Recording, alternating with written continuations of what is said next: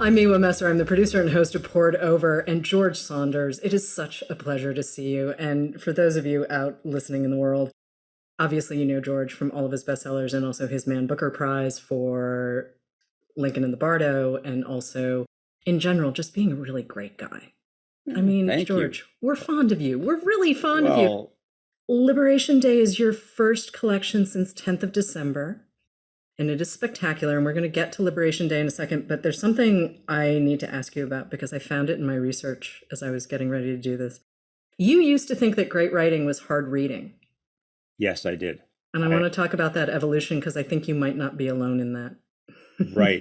Well, I mean, I grew up in Chicago, kind of Mhm. quasi working class, and so was just a little awed by literature and by the whole enterprise. Didn't know any writers, really didn't know any artists, it was working people. So I just assumed that art was that thing that you could not do, or that you could only rarely do, or you had to stand on your toes to do. When I was young, I was kind of a dope, but kind of a sweet dope, and I would like pick up Nietzsche or pick up Faulkner and just go, Mm. whoa, what at that time, my admiration meant I was stopped cold by the prose. I couldn't understand it, therefore it had to be great, which ran completely counter to my experience in the real world of art, which at that time was music and movies, Mhm. where of course you understood, you were totally wrapped up in it, you were afraid, or you were fascinated. So, or with Monty Python, you were laughing because you totally got it. Mhm. So for me, I mean, embarrassingly, the big developmental thing was for me to go, oh, duh. If the things that moved you in real life really moved you, of course, there's a connection to literature. That's what literature is. It's connecting with a reader and a writer connecting. So, but it took me a really long time to figure that out. Your last book, At Swim in a Pond in the Rain. I always want to call it At Swim Two Birds. That's fine. That's better. I do this with titles sometimes. I just, and I have a tendency to shorten them. So I think I'm Yeah. probably going to end up just calling it A Swim. You made me care about the Russians in an entirely new way when I read that book. But one of the things you said recently to your editor, Andy Ward, who I'm very fond of as well, was that writing that book about the Russians, where you interrogate these stories and you take us along with you, and it's based on a course you taught for years, made you a better writer. And Yes. then we get Liberation Day. So can we just talk about the connection between A Swim and Liberation Day before we get into sort of the nitty-gritty of Sure. Liberation Day? I mean, if I'm being totally honest, I don't exactly understand what happened because I wouldn't have predicted that. What I did for about a year and a half is I just read those 7 or 8 or 9 Russian stories over and over, and close reading. Like I would claim something in the text and go, wait a minute, let me check that out, and then get into the story for the rest of the day to make sure I was right. I kind of thought that might mess my writing up. You become too analytical, too linear in your thinking. But the model I have in my mind is that somehow you wade into those stories deeply like that, analytically, and it kind of permeates your artistic body, and does all kinds of things to your subconscious that you don't actually know. You don't know what they are. You couldn't have predicted them. Then when you go to write, you're just writing from a different stance, I guess. What I say to my students sometimes is, at the beginning of the Russian courses, imagine you have a big silo over your head, Mm-hmm. and everything you put in there, what you read, what you think, what you see, the analysis of what you read, all that stuff is good. Just more and more and more.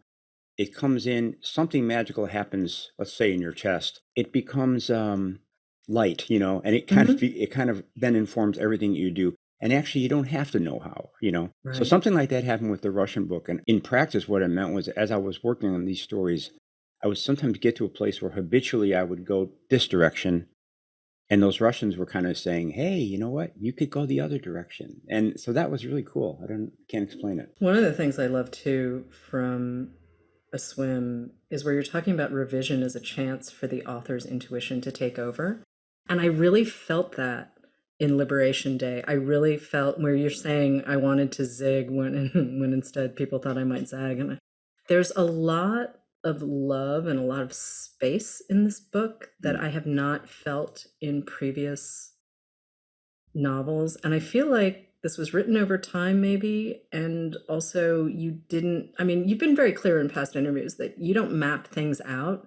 But this feels so much looser. And I don't know if that's because of the revision process or because we were all at home for 2.5 years and We had a lot of Yeah.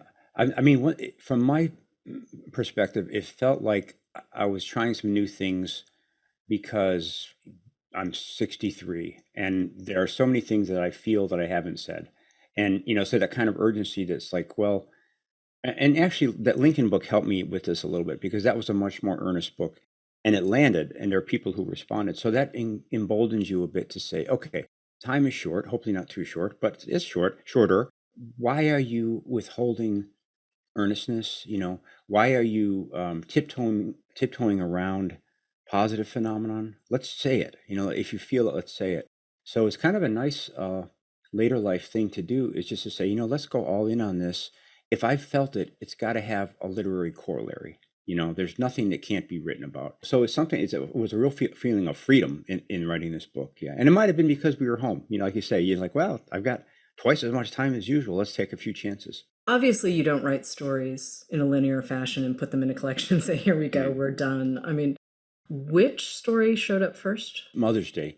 And Okay. that was one that I think early form of it was probably 12 years ago or something. There was with one narrator, and I just kept nursing it along and getting rejected. And then it finally, and I think I took that on right after I finished the Lincoln novel.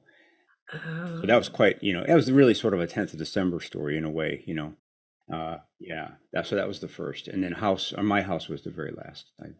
And My House is a story I really love. It's so delicate in a way, and yet it's very George in a way. Yeah. I don't know if I'm explaining that well, but I would recognize that in a second as a George Saunders story, and yet I wasn't quite expecting that little turn that comes Yeah, from the narrator, and I was that just like, no, that sentence right there okay. is every short story writer's dream. I Uh-huh. wasn't expecting. The thing that I was kind of interested in this book is that, you get to this stage of life and you Mm-hmm. had some success. There's a tendency to, oh, I know what I do, and other people know what I do.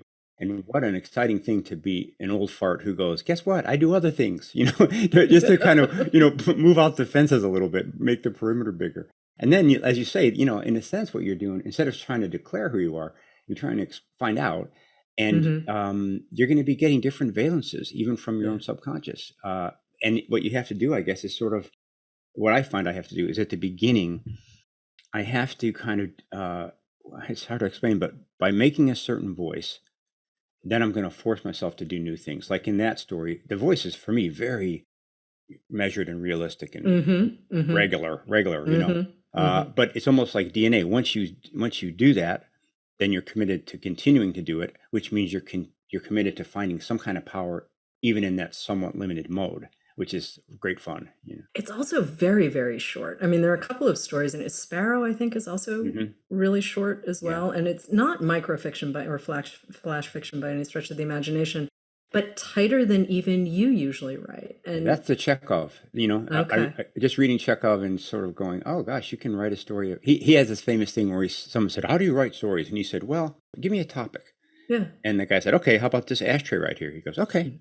And he went home and supposedly that night wrote this famous story, The Ashtray. Right. So I love the idea that my stories tend to be, they end in death, or there's something grand, epic. And I like that, but it was kind of challenging to think, I wonder if you could take the tiniest sliver of a real situation, could you make that into a story?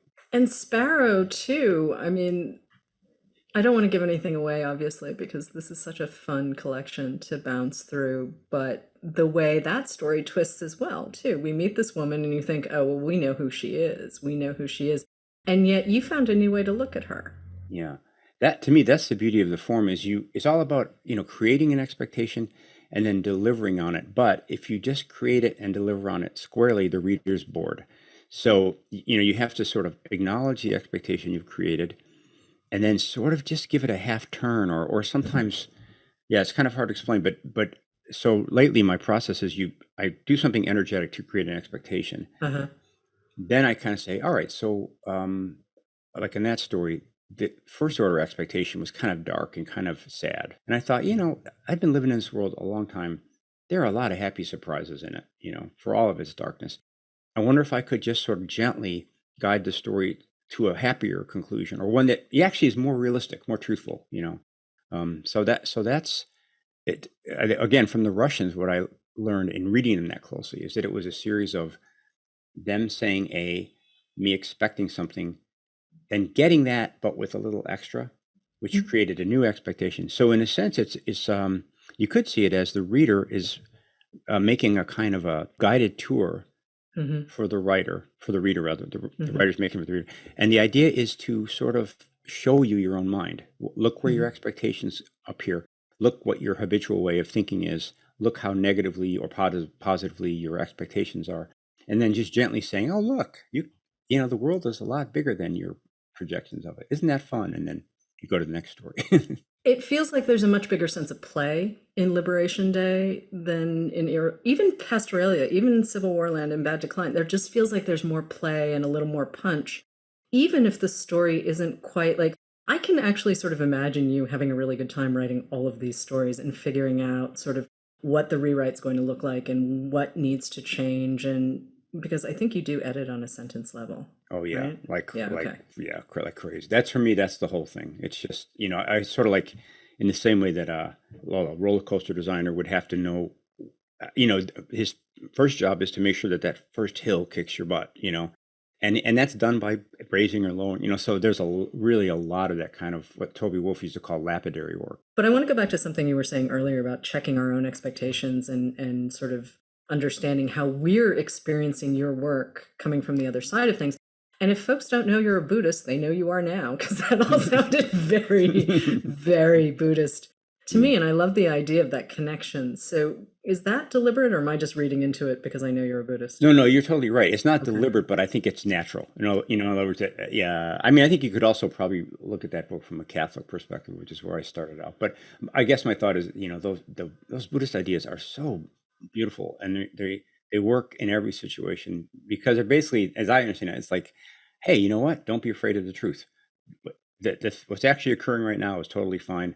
Go ahead and look at it. And that's also the mantra for fiction, you know, not only about the writer looking at the world, but the writer looking at her story. You know, if she gets to page 6 and goes, I can't stand this, you know, I guess the approach is to go, oh yeah, okay, that's fine. Why not? You know, and if you say I can't stand it because of X, well, then you can fix it, you know. So it's kind of that sense of being okay with things as they are, and a little spirit of fun, and then messing with them. Buddhist ideas are very large in my life, although I'm not much of a practitioner anymore, unfortunately.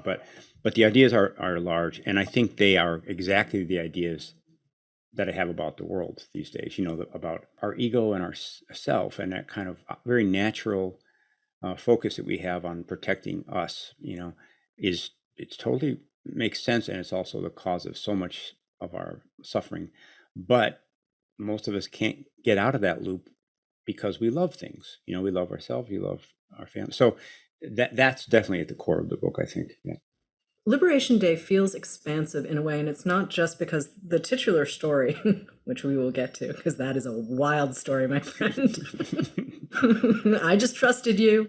I did not know what was going, and I just trusted you, and the payoff was amazing. This idea that you can work wherever you want on whatever temporal plane for whatever amount of time in a story. I mean, I so frequently hear people say, well, you know, short stories aren't really my thing. And I'm a little bit of an evangelist for short stories because I do think that the amount of craft that goes into one and the things that you need to be able to do in a very compressed amount of time, both on the page and just, you know, straight word count. There's a lot to be said for that. I mean, do you prefer writing stories over not? Because Liberation Day, the story is really, for a story, it's long, but it's not long. A novella. No, probably not quite. Although I never really understood what that. You know, I always felt like if you pronounce it a novella, then it wasn't. Yeah. I think there is a word count that goes with novella, but I can never remember. Don't tell me. I won't. I'll start shooting for it. No, the story form is I think so beautiful. And I think, you know, when people, it's a taste you have to cultivate, I think, for sure. Maybe part of the reason it's difficult for some people is that it really, unlike so many things in our world, it doesn't win by sheer volume or by complete openness or linearity. It's it's a little bit like the art song, you know. I mean, it's got beauties. Once your ear gets tuned to them, it's an incredibly exquisite form. But you have to say, well, the way I think of it is a story has two layers. There's the a top one where things are happening and you want to know if so and so lives and if the love survives and so on. And then there's an understory that's always coming up, and that's what the story is really about. And I think in the great ones, we don't really, the writer doesn't know either. She's telling the story of whoever, and meanwhile, there's something else working in her subconscious that's coming up. And I think what Joyce called the epiphany was when that understory punctures the overstory, and we all go, "Oh my God, that's what it was about." So that's hard, and it's subtle. It's really a subtle form. But I also love the way that, especially in a time like ours, there's so many viewpoints and so many levels of understanding, and so many physical environments, and so many cultural environments. So if you take a story, you could at least say, well, these are 9 shards of glass that fell off the world. Yes, and the variety and the contradiction is part of the patterning. Can we talk about Liberation Day, though, as a concept? Because it is a very long story. Custer makes an appearance. I was not expecting Custer. No. And I'm assuming there's a little bit of post-Lincoln and the Bardo happening in this story for you. But would you set up Liberation Day for listeners? Oh boy, that's like the most difficult Jeopardy question. In this futuristic world, it's possible to basically lease a person who's been enhanced to be an incredible orator, and you can put this person in your rec room if you like a stereo. And when you want to hear some crazy talk on a certain subject, you can go in there and hit play, and that person will deliver. And in fact, if you have the resources, you can hire at least 10 of them, and you can get some singers, and you can, so that's the basic riff. And we're looking at one family and one particular guy who's hung up on this wall and loves it. He loves it. It's like he's a superstar to himself. And then hilarity ensues.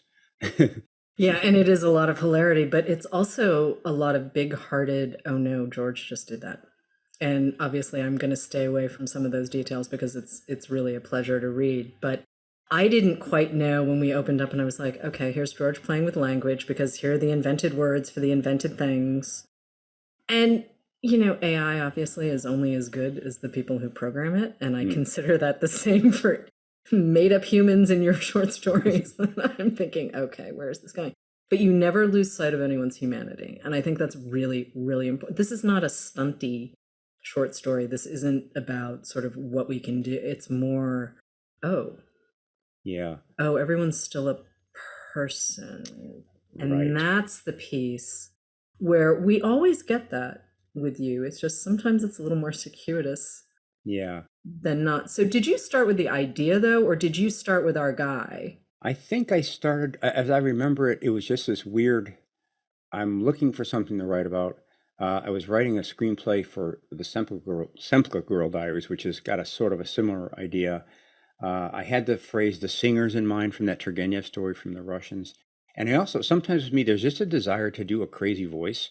And I'd written, I think before this, there's a story in the book called The Mom of Bold Action, which is very clipped down and kind of, so I wanted to just do a crazy voice. And so I thought, who could do a crazy voice? And somehow this idea just popped out. In a story like that, I'm kind of aware that it's stunty. It is actually at the beginning. So then I say, okay, well, now I have to reclaim it. I have to have it be both stunty and beautiful. And that's the revision process. And that involves keeping you in mind and going, well, if Miwa is reading, or someone is intelligent and well-read and is reading this story, she's going to start suspecting me of stuntiness right here. Okay, how can I go? No, how can I say to her, I see it. No, watch this. Boom. Yeah. Then you go, oh, okay. I guess he was over there on the other side of the page. Okay, I'll stick with him a little longer. So that's the whole process for me, is to try to imagine you or someone like you who's in it, but not infinitely in it, and then make adjustments along the way. Does the reader feel that these aren't human beings? Uh-oh, that's bad. Let's make sure that she knows that they are. So it's really, it's kind of a corny metaphor, but I've used it before. If you were out to lunch with a friend, or you were on a date, you're constantly looking across the table, like, how am I doing? How am I doing? And if the person starts looking angry, you go, uh-oh, what did I do? And then you might even say, are you angry? Suddenly you're back on track with the person. That to me is what revision is really about, especially in a crazy story like this one. And you've always thought about your readers as you've been working. I mean, ever since you started sitting down to write, you Yeah. have always thought about the readers. And I thought that was interesting because there are a lot of writers who are like, yeah, I just have to do the thing and then we'll see what happens. But you really have always been very, very clear about that. Yeah, that was the time. I mean, literally, I went from the track called Getting Older, Not Published to Still Getting Older, but at least I published by just recognizing that part that, I had a natural entertainer in me from the time I was a little kid, mostly humor, uh, and I just had kept that out of the mix. And as soon as I said, "Oh yeah, no, you are supposed to keep a reader on the line. Otherwise, nothing happens. There's no theme, there's no politics, there's no nothing unless you keep the person engaged." So for me, that felt like a real relief and a kind of permission giving, like just keep the person interested. You try to do that every day. So that was a big step for me. And then the amazing thing is, if you accept that, if you're a person who feels that way, every single phrase is then fraught with import because you can lose a person with one phrase. You can lure them back in with another phrase. The tricky part is I'm not really thinking of a particular reader because that's impossible, but I'm kind of thinking of me if I hadn't already read it. I'm simulating that. And then that's by implication, that's also you. It's anybody that I think is really alert and intelligent in the game. Is there space for you to surprise yourself when you're working like that? I mean, I realize you're not writing from outlines and you noodle ideas before you sit down, obviously, but is there a moment where Oh, you get to say, oh, wow, what did I just it's do? no, it's constantly that. Okay. It is because in a certain way you could see it as a series of platforms. So, I get to page 6, paragraph 4. I kind of know where I am. I kind of theoretically know where you are. So that presents a range of possibilities. And I would say for me, that makes surprise more possible because I kind of know where we are together, and then I can blurt something out. And also there's something operating under the surface that's way ahead of me, so that's for me, that's the great fun of it, is to have written a story to a certain point. And of course, your mind projects forward and says, "Oh, I see where I'm going with this. Yeah, of course I do." And then you go in, and the subconscious goes, "No, you don't." And then you're like, "Oh, God, that's great." So, when I'm writing, pretty much every day, there's a little surprise burst somewhere along the way. And if there isn't, I'm probably on a bad path. Okay, because I mean, you do have that line where you're like, why am I telling this? I mean, you've Yeah, said it before, not just in ads, but it is something I know you think about all the time. It's like, what's the point of telling this story? yeah, And for me, when I'm experiencing your work, I'm always thinking, well, George wants me to understand another human being in a way that I didn't previously. I mean, I love this image that you use where a story is sort of a black box and you walk into the black box. And if you have done what you have intended to do, then I'm a different person when I leave the black box. yeah, And I think that's really impossibly important, especially with some of the journalism you've done as well, too. It's just there's so much out there where literature can change us. mhm, And that, and it partially brings me back to your long ago statement of great writing being hard reading. It's like, well, no, it's the things that you do in sort of deceptively simple language. You are mhm, not a flowery, I mean, mhm. you've never been a flowery dude ever. No. But I love this idea that you can see into people because you're looking for the bigger truth. Yeah, I think a lot of this, it really does. It's funny how for me, it comes down to the micro level. Hmm. Like all Hmm. those things you're saying, I totally agree with every one of them. If I sat down to say, I want you to understand another person, I'd have a little trouble with that. I'd have a little, procedurally, I'd have trouble. So then if I take it down to the level of, I'm looking for the next good line, or what's the best way to get this person across the room? If a writer's trying to be specific, well, if a writer's trying to make it come alive in your mind, she's going to want to be specific. If she's specific, the sentences are going to get better, almost by definition. Um, if the sentences are better in the direction of specificity, that's going to make you see a more complete person than before in terms of the character. You're going to care more. So all these things are kind of clustered. And for me, the great anxiety reducer is they're basically technical. Like if I have to think, oh, I've got a reputation to uphold. I've got to be a spacious lover of humanity. I'm not writing that day. But if I think, well, this paragraph, I wonder if you can make it better, and better contains all of that stuff in a certain way. So and I work really obsessively over and over. So a series of better paragraphs is suddenly doing something, something that might seem moral, ethical, or whatever. But it's almost like a trick. I can't look at that, but I look at the line by line stuff and trust that I'm infusing it with that if I'm making it better, you know. Listening to you talk about craft, though, there's this push and pull of you where you're not a planner, but you're very controlled and very disciplined in the art piece of it Yes, that's to exactly get right. to the large. And it's wild where I'm Yeah. sort of thinking, well, no, you just make it look really easy. Well, I think, yeah, that's the goal, is to make it look like you didn't try. But I think I always thought it was fun to have two hats. Like, one is the anal compulsive OCD, you know, and the other one is the groovy, I don't care guy. And in a certain way, you're taking those on and off even within a couple seconds of writing. You know, you're tightly controlling the sentence, and then you can sort of feel like you need a gust of weirdness, and you just switch hats in midstream. You know, so it's very interesting. And it's very, I think, of all the ways that I know to learn about yourself and learn about life, for me, writing fiction has been so huge. You know, because that push and pull is really true. Like, the avoidance of autopilot for me is a big thing. And you know, the idea that we always want to go on autopilot. I just want to say I'm a great guy, good husband, good father, wonderful writer. End of story. Let's have the rest of my life now. But every minute is saying, you know, you don't get to do that. And in a story, the minute you start coasting, the reader feels it and she drops out. So, or, you know, if you say, should a story be funny or serious? Like, well, yeah, you know, that you can't go on autopilot and say I'm only funny. So it's a good training, I think, especially later in life, where I guess you sort of feel like, I'm so old, I should know everything, shouldn't I? You know, do I have to really litigate? But the story says, oh yeah, you know, you might be old in years, but you're still a dummy on the page, so you have to stay off autopilot, and you know, you have to negotiate with every single moment that you make in the story, and there's no way around it. Yeah, and a know-it-all is fun to read about, but it's not fun to be around. Yeah, because you're not really in that conversation with the story. I like the notion of two people kind of huddle together over the character, like, oh, look what happened to her. Yeah, that's weird, isn't it? You know, and of course the writer's slightly in the lead because, you know, he made it up, but there is that sense of arm around the shoulder, and oh, look at those human beings down there. They're struggling. You know.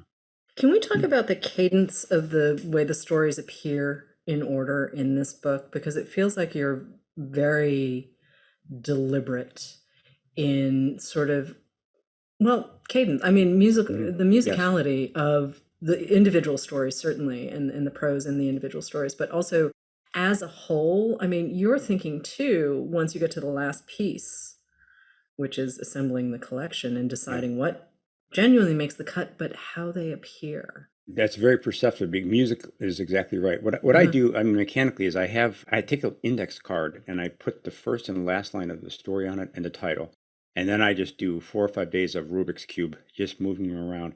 And as you're intuiting, the sound is a lot of it. Like, I don't want two stories back to back that sound the same. Sometimes there'll be a kind of like a, you know, as with in chemistry, you know, two molecules will link, so those stories have to be adjacent.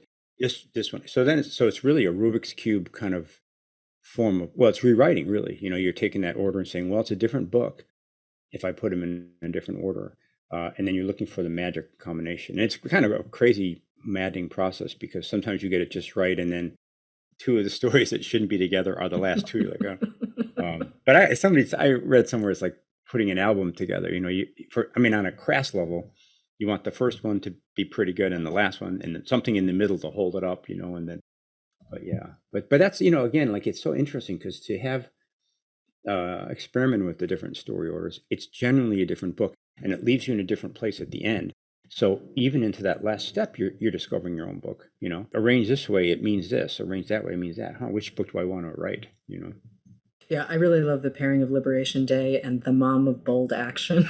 Yeah, yeah, yeah. I kind of felt like when I did that, I remember thinking, okay, so the person comes out Liberation Day and like, oh, what's with this crazy guy? And then right away, it's very kind of almost a prim story, like very factual, very simple. So I love the idea that, I mean, this is probably not an idea that every writer would like, but I kind of like the idea of the reader on the other side with one of those big reject, you know, or like those ejection seats thing, like, I don't know. Oh, all right, I'll stick with them. You read Liberation Day, maybe that's too much for you. Then you see that other mom of bold action, like, oh, that's more my speed. You take your hand off the thing. Or sometimes if there's three stories in a row that you're just like, I don't know who the hell this guy is, your hand isn't on that lever because you're trying to find out, So The other thing I appreciate about that story too, though, is you're playing with some big socio-political ideas. And baking becomes a thing. That's all I'm going to say. Baking becomes a thing. Everyone can go and read the story itself. But are you starting with voice? Because I really feel like voice for you, once you get that piece, you can go anywhere. 100%. Yeah, that's right. And if I can get that, I don't have any worries. And what I mean by get it is if I can stumble on a voice that's fun for me, that I feel I can sustain in a lot of different weathers. And also one that hopefully will grow a little bit and evolve but yeah, that's it for me. And that's a way of turning off a quality I have of over determining. That's why I'm such a freak about freedom, is I'm a control freak. So if I have a good voice, then I'm concentrating on that instead of theme, or instead of where I want the story to end up. But on that one, actually, it's kind of I don't know if I should confess this, but that first part of that story fell off of another story from years ago. Oh, okay. Yeah. Please, let's talk about this because Yeah. I did not know. I mean, I'm not totally surprised, but I mean, it's why No, not go dig through I your do it all the archives, time. but, If something is like, because I have this very rigorous idea of which parts get into a story and which don't. So that first opening came, I think, was from 10th of December, that story years ago. And in that story, there's a little boy who goes off on an adventure and gets in trouble. I thought, okay, let me see if I can write his mom at home waiting for him. So I wrote the first couple jokes, and it turns out that story just didn't need it. It was too long already, and she wasn't really serving a purpose in that story except to receive him. So I took it out. I'm like, that's pretty funny. And I just set it aside for all these years. And then at some point I came back to it. And what's interesting is when you do that, you take the vignette out of the story it didn't want to be in. It suddenly goes, oh, wow, I feel so free. It knew it didn't belong in that story and it was kind of crimped. So now suddenly it's in freedom and it can do what it liked. And so then I feel really good about that. Like, okay, yeah, that used to be in that story, but it just blundered in there by mistake. And now the voice was already there. And it was a particular voice. And then, and certainly all the themes were there too. It was a story that wasn't a lot of, it was a lot of work, but it wasn't bad work. It was like, it just kept opening up in front of me as I went, which is really kind of a first and a real pleasure. And the way it sits with Love Letter, which is the third story in the collection, it's epistolary. And I really had to sit with that. I had to sit with Love Letter when I was done reading it because it made the hair stand up on the back of my neck. Because you realize what's happening is it's a grandfather speaking to his grandson. And we are in a really difficult moment in America as the grandfather's talking to his grandson and saying, hey, listen, da da da da. And you realize what's unfolding, and it's not just grandfather who clearly loves his grandchild, but at the same time they are in very different points because the grandfather has made some not great choices. Right. And I think that's the best way to sort of hint at it without giving away the ghost. But can we talk about how that sits in connection, because thematically they are siblings, Mom of Bold Action and Love Letter. And they're very intense when they're together. And I highly recommend reading them back to back. I mean, story collections, yes, you can dip in and out, but I would argue that Liberation Day, best experienced front to back. I've read it two different ways, front to back, and also just dipping around. And I think it's really important in this particular case to read these stories in this order, which I don't usually say. Usually I'm like, do whatever you want with the story collection. But I felt like the emotional power, because I'm looking for a better word than power and I can't find one at the moment, really starts to build. And then when you hit My House at the end, you're just kind of like... Yeah, I mean, I will say I took a lot of trouble to get that order. So but that's a really interesting. I hadn't thought of that before, about those two being linked. But you're absolutely right about that. I with Love Letter, I sometimes what you're with a story, what you're doing is you're kind of waiting for it to become a story, which means often it means the character stops being you. That's the way I just started being like, oh, here's how I feel about things. And then suddenly he was a little different from me. He was a little more of a quisling, I guess, or a little more, the world also is 10 years or 15 years from now, and things have gotten worse. So for me, the interesting tension in there was I couldn't tell what I thought about his stance. I thought, yeah, I do understand what you're saying. And maybe, if it's Stalinist Russia, maybe you would counsel someone to whisper, maybe that would be smart. On the other hand, you do that too soon, then you're enabling. So I thought for me, the power of that story was that he sort of comes to that realization, sort of, or starts to by the end. That's what for me made it a short story. Was he stopped being me, and he seemed to be in the process of an important change, which could be very dangerous for him and his grandson. But talk to me a little bit about, I'm interested, that linkage between the Mom of Bold Action and the Love Letter. Why would you recommend pairing those? One is the controlled voice. Mom is very controlled in the way she speaks and the way she presents her POV. And I think you see a similar shift in her POV when she has that moment where she realizes sort of what's going on with her husband, but not quite in the way she talks about it. But her language gets a little looser in a way. And she's having a hard time admitting what he's going through. And wow, do we sound vague right now, but you know what I'm talking about. But he's crying and he's not doing well and he's having a hard time at work because he has done something very inconsiderate. Yeah. And based on something that she wrote. And she's beginning to think kind of the way Grandpa in Love Letters is, that tiny shift where it's like, oh. Right. And she just makes a different decision than Grandpa. So. Right. Now that's interesting. Yeah. I feel like there's a little bit of horror for each of them when they realize that they are in fact a bigger piece of this story than they thought. They thought they were just kind of living their lives. Right. Oh, that's really. And the consequences are really significant for other people. And I think there are a lot of people, George, who go through life just thinking, oh, la, la, la, I'm just la, la, la. And then no one likes consequences when they're significant or hard. Deborah Eisenberg wrote a great introduction to that book, Memoirs of an Anti-Semite, that Gregory. Oh, yeah. And in there, I'm going to get the quote all mangled, but it's the idea that for big bad things to happen, all that is required is that a lot of people stay neutral. Yes, exactly. The bad idea havers can be few in number and very energetic, but if the rest of us are just kind of like neutral, then inactivity it becomes a historical action when you multiply it by 20 million. So I think that's really interesting what you're saying, because that grandfather I don't think he just didn't give it much thought. I mean, maybe his options were limited, but you multiply him by 20 million and you've got a big silence, maybe, I don't know. So I'm a little more suspicious, I think, of the grandfather than you are. I'm a little suspicious that he's dancing around his actual behavior, because I think it's very easy for people to tell themselves stories about what they've done and how they've done it and what the repercussions might be. Right. And so again, like, we all bring whatever our experience is to the page as readers, our own life experience. A book is going to be different for everyone. When I realized how Mom of Bold Action was about to spin a little bit, when Dad goes out and does what I was just like, does his thing. Okay. But you'll drop little lines in about, so-and-so grew up in the community in this store. And like, okay, here's a very simple experience. The Mom of Bold Action is talking about how she's always supported this tiny, tiny store in her town. And it turns out she shopped there once on sale. Right. So, and that's an example I feel like I can give away without giving away sort of the heartbeat of the story. No, that's true. I think that's in a lot of the book. It's a mode I like to write in, which is, there's another example from this Mother's Day where a woman says, my daughter, I was very free with her. I always encouraged her to be exactly the kind of girl she wanted to be, and I have no problem with it. Although I wish she would have been more blah, blah, blah. So I think that's a mode that I'm, from my own head, I'm really familiar with. We make these stories in which we're the hero, the unassailable hero.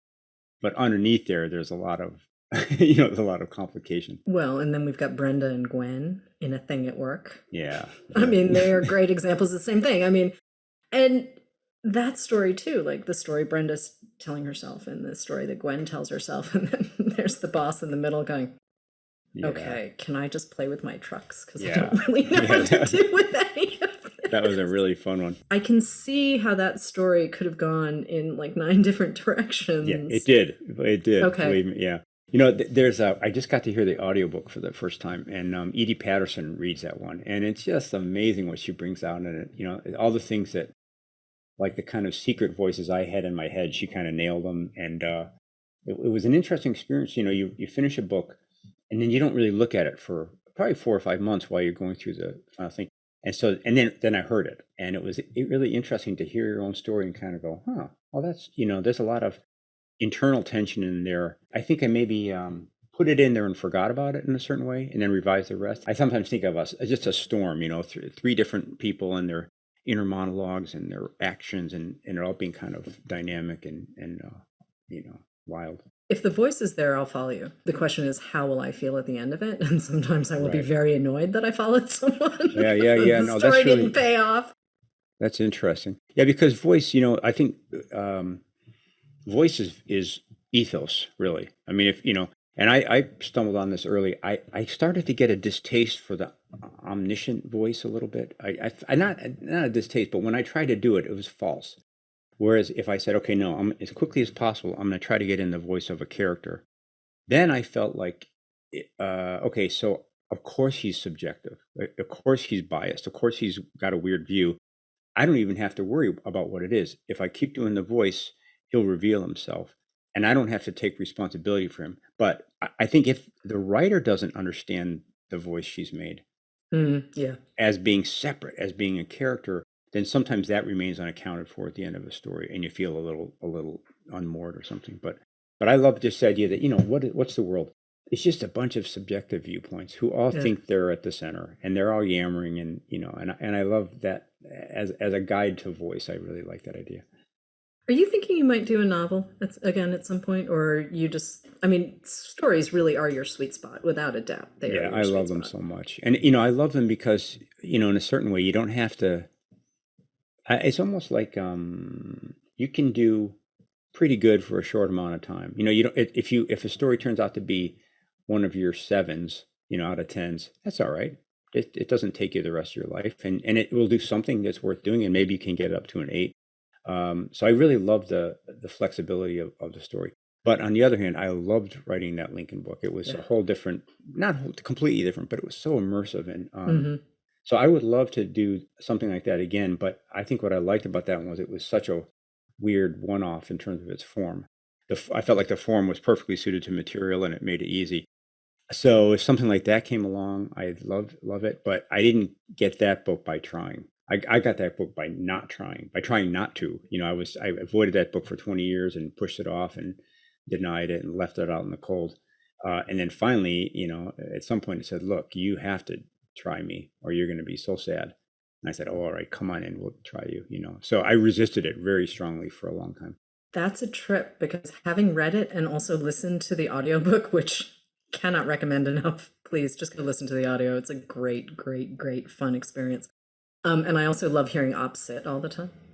It's not a phrase you hear that often anymore. No, and I'm just like, almost never. Yeah, pretty much. But opposite.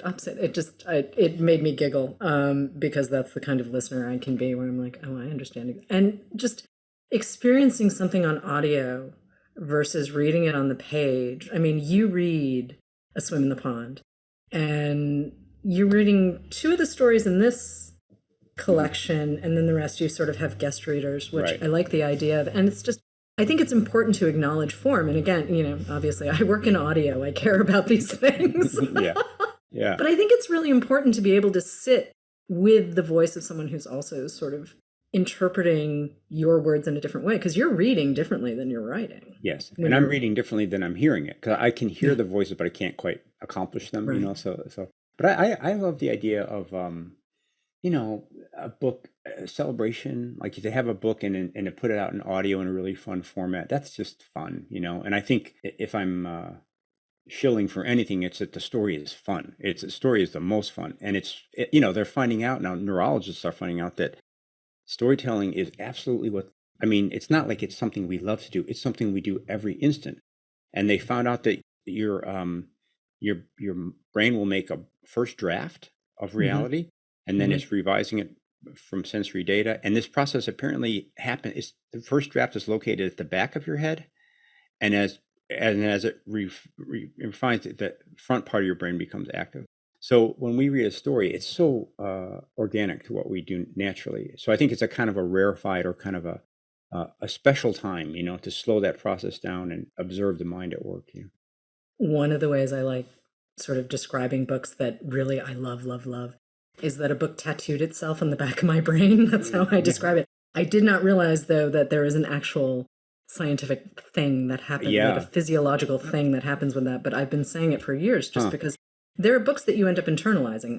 The way you've internalized The Russians or Toby, or, Yes. I think, 100%. And they found out that the place and the method that you store a story is very, very analogous to the way you store a real experience. Very close. They're very close. So so it's, in a sense, it's sort of like a prosthetic experience set, that you get to add on. And so you're not just stuck with the X number of years of your life. You get all these other ones in there. And I always think that phrase, moral armament. You read enough Chekhov, you go in the world, and somehow it's more workable for you because you've got your moral armament has sort of been upgraded. well, and also knowing that you're not the only person who might think a certain way. I think there's quite a lot of 100%. loneliness in the world, especially sort of now in recent times where things are weird. Yeah, yeah. But I think the idea that you can connect with someone and hear something, even if it's a writer who lived, 200 years before you or 500 years, the idea that you can see yourself in the details of someone else's thought or even life. I mean, sometimes it's memoir, sometimes it's nonfiction, but just to be able to see the truth in a single line and make your eyes sort of light up. I mean, for me, that's one of the great pleasures of reading, where I can connect with someone that I may not have anything in common with, and that's okay. Like, I don't need to share commonalities. I just kind of want to have my mind blown. And the reminder that you're on a continuum with that person, whoever they might be. And I think that's really beautiful. In this time right now, we're feeling, more alone. And I think in solitude, the projective mind gets fearful. And I think what happens is you sit at home and you go, oh, everybody hates me.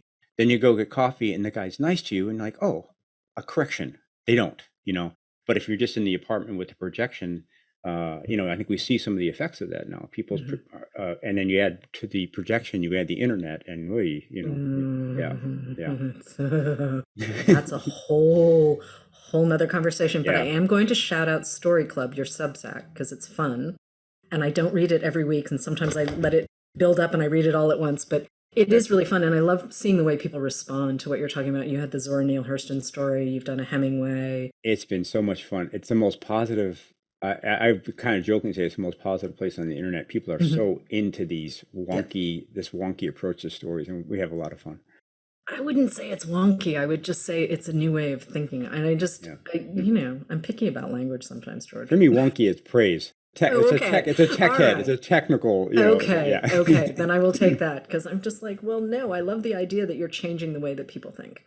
And, we need to maybe not always sit around and think I have the answer. I know exactly what's going on here. It's more like there's a little bit of pop, a little bit of sizzle, a little bit of the unexpected, and a lot of play. Right. And you can't not talk about the bad stuff. I mean, not every story is, the easiest thing to read. But at the same time, joy sits with whatever the antithesis is.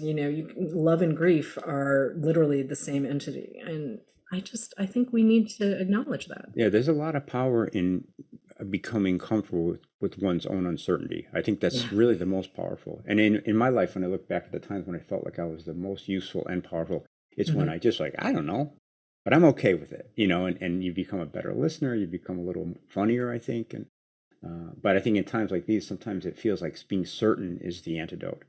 And I don't think that's the case. No, I'd rather just hang out with you. Yeah. I mean, honestly, I'd just rather talk story with you. For sure. It's been a great hour. Thank you so much, George Saunders. It is always, always, always a treat to listen to you. Liberation Day is out now. Thank you. I really enjoyed being with you, Miwa. Hello, readers. It's time for another TBR Topoff, where we recommend books to pick up when you stop in for your copy of Liberation Day by the amazing George Saunders. I'm Mark. I'm coming to you from my Barnes & Noble in Cincinnati. And I am Madyson, coming to you from the Barnes & Noble in Indianapolis. Fantastic. So we've got a couple of great books to cover today. Madyson, if you don't mind, I'll jump right in. Yeah, go ahead. So I was thinking about short stories. I love George Saunders. I think 10th of December is a nearly perfect book. And I've been reading a lot of collections lately. The most recent that I think is certainly worth talking about is Boys, Beasts, and Men by Sam J. Miller. This is a collection that is pretty wild. It's got a lot of horror elements. It's got a lot of science fiction and speculative elements. The thing I like about it the most is that each story centers around a gay man, which I really haven't read in genre fiction in this way. It's really refreshing. It's beautifully done. You've got characters like a young boy dealing with his sexuality, a violent soldier looking for some kind of peace and beauty in the world, a father trying to connect with his gay son. Some of them are incredibly bizarre. Some of them are truly frightening. And some of them are just really funny and weird and great. One of my favorites is one called When Your Child Strays from God. It's written like a church newsletter by this very conservative Christian mother who's trying to connect with her wayward son and decides to take this new strain of hallucinogenic drug to try to see if she can find this boy. Oh my God, it's so weird, and I love it. So if you are in the mood for more wonderful, crazy short stories, or you want to get excited for the spooky season, please check out Boys, Beasts, and Men by Sam J. Miller. Madyson, do you have one for us? Yes, I do. I'm definitely adding yours to my TBR. It sounds amazing. So, but mine, it actually is not a short story collection. So mine is a sci-fi fiction novel. It is The Cabinet by Kim Un-soo. I think it is perfect for fans of short stories because of how the chapters are set up. So just kind of like imagine yourself as an office worker. Every day you come in, do the same thing, and then you go into this abandoned room and there's this cabinet and you're like, oh, I wonder what's in here. You know, this main character, he opens the cabinet and it's just full of peculiar, wonderful, interesting people. So he stumbles into a cabinet he has to take responsibility for of people with mutations. And one of my favorites is the man who has a ginkgo tree growing out of his finger.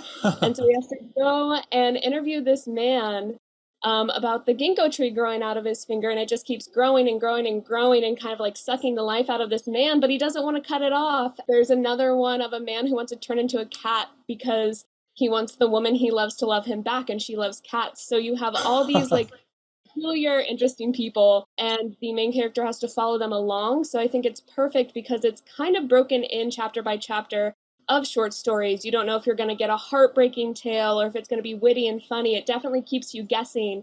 And then the main character wraps it up in this amazing like bow, but not like a beautiful bow, a very like insane, you don't see the ending coming bow. And it is amazing, and I would highly recommend it. And that is The Cabinet by Kim Un-soo. Fantastic. I have been wanting to read that book. I keep eyeing it as I walk by the shelves. And it's been on my TBR for a while, but I think it's time to bump it up. That is all we have for today. Thank you so much for listening and on Poured Over. Please make sure to give us a rating and subscribe so you never miss an episode. You can also follow us at Barnes & Noble. Pretty simple. I'm Mark. You can follow my home store at BN Westchester. And I am Madyson. You can follow my home store at BN River Crossing. Thanks, everybody. Happy reading. Bye. Poured Over is a Barnes & Noble production. The show is available on Apple, Spotify, and Stitcher.